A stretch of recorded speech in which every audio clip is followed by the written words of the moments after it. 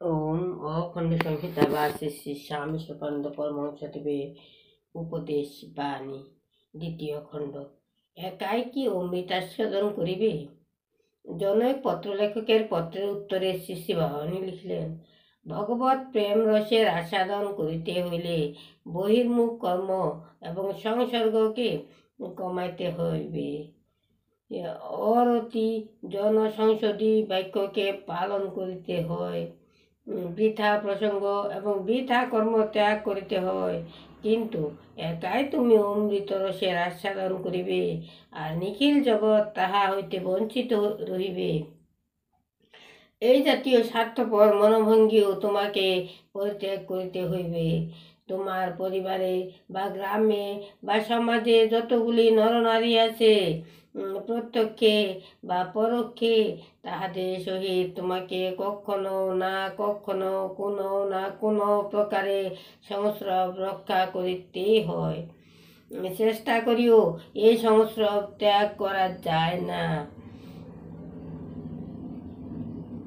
এই কারণেই তোমার অন্যতম এক কর্তব্য হইবে ইহাদের প্রত্যেকের ভিতরে ভগবত প্রেম রস পিপাসা জাগরিত করার চেষ্টা করা।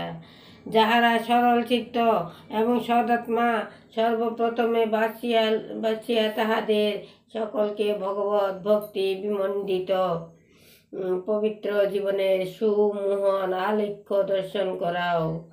নিজে ভগবত প্রেমের অমৃত রস আস্বাদন করিতে করিতে এভাবে ক্রমশ নিখিল জগতের প্রত্যেকটি অধিবাসীকে সে অমৃত রসের অধিকারী করিতে পারিবে।